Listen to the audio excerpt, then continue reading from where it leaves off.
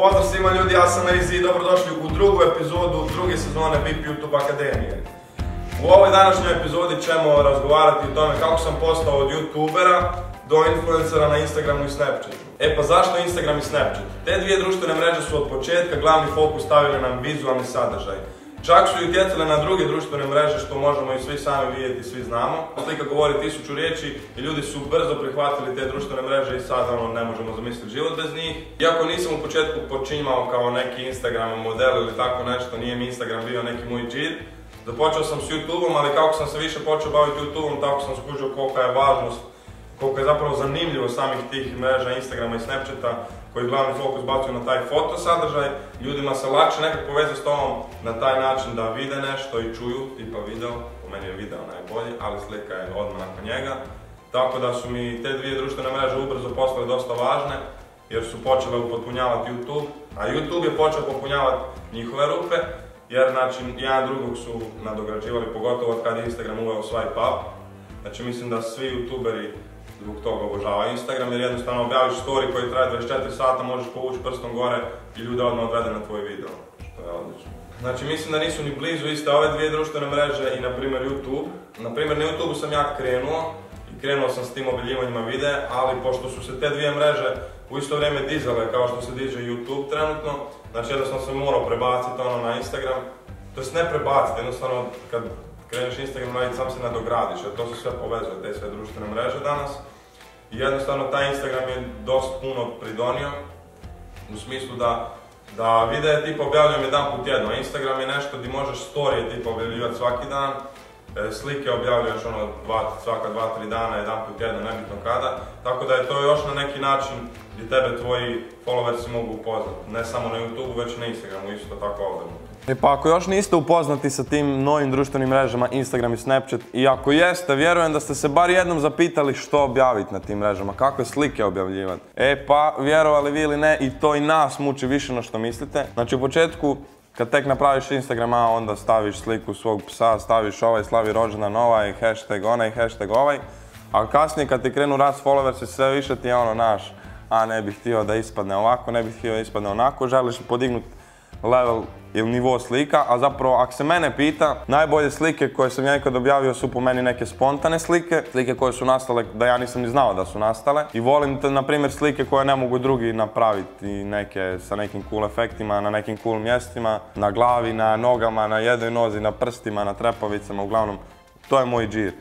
Nisam baš neki beauty blogger, influencer, vlogger, ali pokušavam odraditi te sve slike na neki drugi način na koji još drugi ljudi ne rade. Iako, kao što sam rekao, volim te spontane slike, ali isto tako volim i vidjeti pravu profesionalnu sliku sa pravom oštrinom, sa pravim kadrom, sa pravom kvalitetom. Znači, vjerujem da se na Instagramu jako puno cijeni kvaliteta, bar iz moje perspektive, jer stvarno top likovi koje pratim rade gro kvalitetne slike koje nije da ti je cool slika, nego šta, kako si to napravio I tome isto tako i ja težim, da mi slike budu što više da im nemaš zamjerke, da ljude ostave šta, kak je to sad napravio, zašto je to tako. Naravno, ne može svaka slika biti takva, neka ti random slika, friendov slika pa si dobro ispoje, daj sad ću ja to objaviti. Nisam neki koji pazi na feed, ali pazim na kvalitetu fotki i to mi je dosta bitno.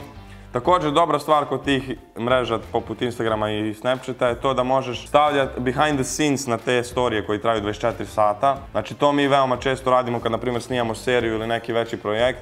Na storije stavljamo behind the scenes snimke kako bi nahajpali ekipu, kako bi ih malo približili tom videu, ali zapravo im ne otkrijemo puno jer to je zapravo sam tease na Instagramu jer traje Instagram story 15 sekundi. Također je bitno ostati autentičan. Naravno, niko ne može od početka biti autentičan i moraš u nekome naći inspiraciju, neko ti mora biti cool. Isto je tako i meni neko bio cool, ali kad je tebi neko cool, ti iz njegovog coola moraš napraviti svoj cool, krenuti u jednom trenutku i napraviti neki svoj stil. Bar ja mislim da tako svako mora napraviti, jer puno je teže ako sad ti ideš sam smišljati, ne možeš ovo, nego jednostavno logično je da ti vidiš nečiju sliku i sad je tebi ta slika fora, možda čak i probaš rekreirati. To se zove inspiracija, kasnije se usmjeriš u nekom svom smjeru. Također je bitno pratiti trendove, ako je sad u trendingu ovo, slikaj se s tim, ako je ovo, stavi taj hashtag. Mislim da to isto jako sad pomaže na Instagramu kako bi se postigao taj reach. Također dobra stvar koja trenutno prolazi, ja mislim da će duže vremena prolaziti, su ti emoji ja ne stavljam baš nekad te tipične emođe, ja baš pokušavam naći neke emođe koje drugi ne stavljaju, koji si misle ono, gdje on sad našao taj emođi, onda oni listaju, a gledam ga cijelo vrijeme. Znači takve emođe ja koristim, opet ostati na neki način autentičan. Znači vrlo jednostavno, ne morate se sekirati ako vam prva, druga, treća slika ne ispadne dobro.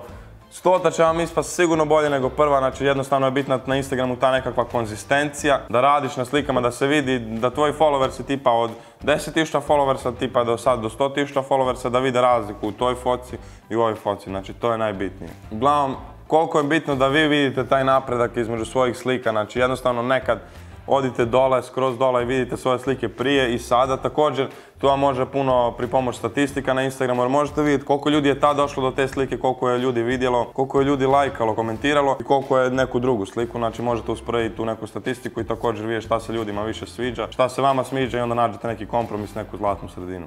E pa koga pratiti i zašto? Znači, kao što sam rekao, bitno je pratiti neke influencere čiji stil se vama sviđa, jer meni je to puno pripomoglo kako na Instagramu, tako i na samom YouTubeu. Jer realno ti ako vidiš dobru sliku, dobar video, tebe će to onako staviti paf i ti ćeš, bar mene kopka, kak je on to sad napravio i sad ja to moram napraviti. I u tom smjeru sam ja išao kad sam razvijao svoj Instagram i svoje društvene mreže. Tipa, meni su jedni od top likova na Instagramu Jay Alvarez i također isto Sam Kolder, koji je jedan od najkvalitetnijih YouTubera. Pa isto tako to odmah ide i s tim da je jedan od kvalitetnijih Instagram profila jer objavljuje abnormalno kvalitetne slike. Jako puno guraju kvalitetu i taj neki život na rubu, ajmo reći. Jer tipa on izbaci sliku u helikopteru, ovaj baci s nekim majmunom na glavi. Tako mene oni inspiriraju zato jer ja isto tako sa svojom ekipom pokušavam nekako gurat neke slike u svom stilu koje još drugi ljudi ne mogu jer mislim da je naše društvo onak. Zapravo zato sam i počeo sa tim svima jer sam mislio idem ljudima pokazati da mi nismo ko ostali, da smo drukčiji, da smo luđi i tako je sad to sve se nastavilo. Pa su tak slike, vide i tak dalje. E pa sad, kako se ponašati na tim društvenim mrežama poput Instagrama i Snapchata? E pa, ja sam vjerojatno najgori primjer za to. Uglavnom, znači, ljudi stvarno vole vidjeti kad ti odeš na njihov feed i kad sad vidiš da je svaka slika u tom jednom efektu i da sve onako lijepo izgleda.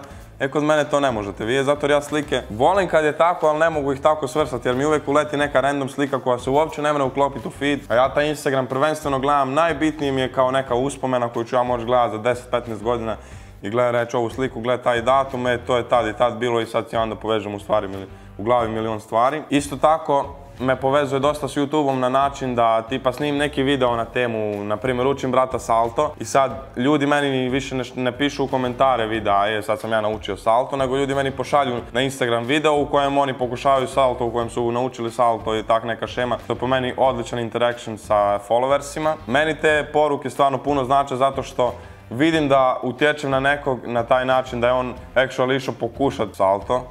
Nemojte pokušavati salto. Ali bitno mi je da to vidim i kad mi ljudi šalju poruke stvarno pokušavam što više odgovarati, abnormalno odgovaram. Jer mi je bitna svaka vaša poruka, svako mišljenje, jer mi to puno znači. Prvi put sam shvatio koliko je to bitno kad sam krenuo sa svima ovime, bio sam neki breaker koji se sam bacao, sliko, bacao se u vodu, bacao se u snijeg. U početku nismo mi bili popularni, mi smo samo onak bili najluđi na plaži i skakali bez veze, skokove, klinci su nas gledali.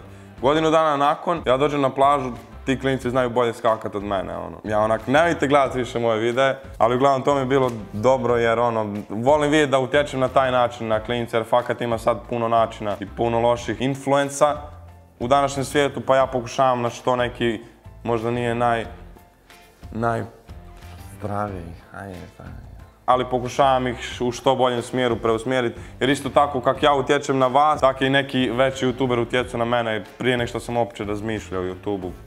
Prije svega, Znači, što više objavljujete, što vam je veća konzistencija, tako će i rast brojke. Tako će i rast broj ljudi koji vas vole, ali isto tako će rast broj ljudi kojima se možda neće sviđati to što vi radite. I možda će ti ljudi ostaviti neki komentar koji meni zapravo uopće nema smisla, jer ako ti se nešto sviđa, sam odi i to je to, Ok, ako neko napiše konstruktivnu neku kritiku koja ti actually može preusmjeriti, može ti pomoći možda da čuješ nečije mišljenje di je nekome neka greška. Ali zapravo ja ni nemam nekih velikih hate komentara jer niti se miješam u ikakve drame, niti nekog prozivam, niti imam tak neki način na kojem bi se moglo, sad ovaj to voli, ovaj ne. Znači po meni je najbitnije ostati što neutralniji, da ne kategoriziramo, jer jednostavno ono, nađeš neki sadržaj, zabavljaš ljude i to je to, ne moraš kategorizirati niti išta. Sada to sve skupimo u jednu, dvije, tri rečenice. Znači, ja uvijek ljudima govorim da je najbitnija kvaliteta i konzistencija, to su po meni dvije najbitnije stvari. Iako ja to kažem zato što sam ja prije nego što sam uopće počeo rast na YouTubeu i počeo rast na Instagramu, ja sam već u glavi imao neki svoj sadržaj. Zapravo moja cijela ekipa je moj sadržaj, naš način života je taj sadržaj.